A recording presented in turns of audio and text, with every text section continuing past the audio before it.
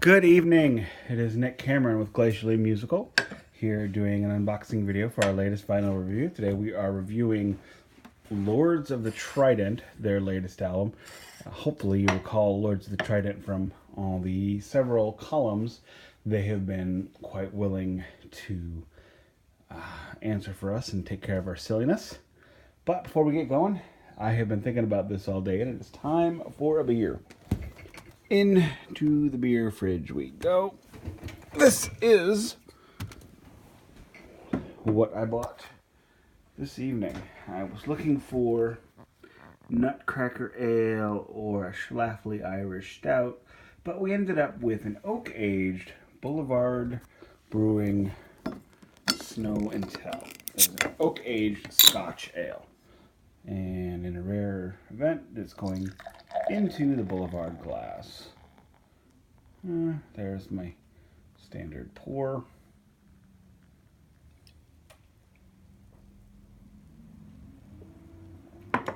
Oak-aged beers are just delightful. And that should, and the Scotch Ale should pair quite well with today's power metal from our good friends from Madison, Wisconsin.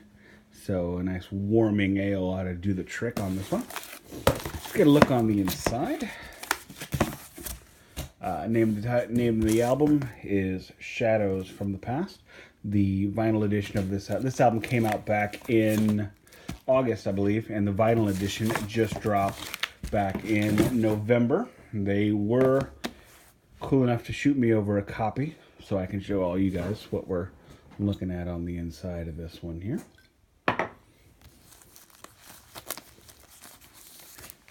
Real quick, there is a download code, which is awesome. Every album should come with a download code, even my Iron Maiden records that didn't have them. Hint, hint, Bruce Dickinson.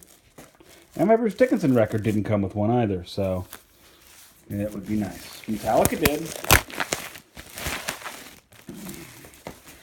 did, Roger Waters did, so, Robert Plant did not. But I really dig this cover. It's, when you get onto a 12-inch sleeve, it is really awesome when the bands, the artists, put a lot of work into it. On this one, we've got some really classic metal imagery. We have a what looks like a thief from Dungeons and Dragons. Okay, that's pretty classic metal. Going into what looks to be a hidden temple held up by skeletons. Definitely very metal, and it just, the water motif, not uncommon.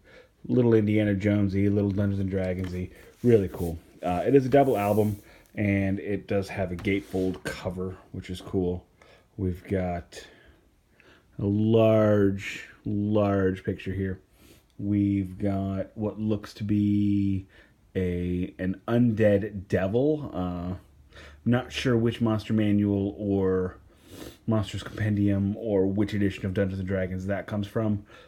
I also have not kept up, so I can't speak too strongly about it. Pull out the record. What's inside? Oh, here we go.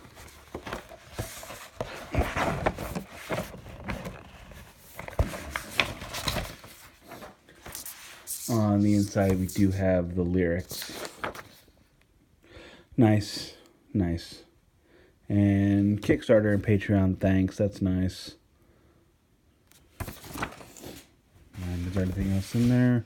Oh, there's my download. Excuse me. See if there's anything ever on this side. Nope, looks like everything was on the first side. Some cool pictures. They remind me of some other bands these days that are dressing up.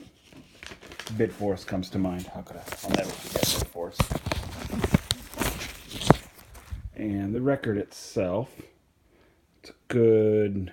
It's not 180 grams, but it's a good, thick, sturdy piece of vinyl. It's flat red. It's opaque. It's nice. Well, but let's see what it sounds like on the turntable. Latest additions to the stereo.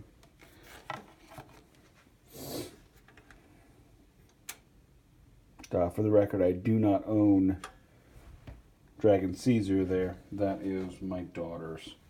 But she was willing to leave him up here with that teacher.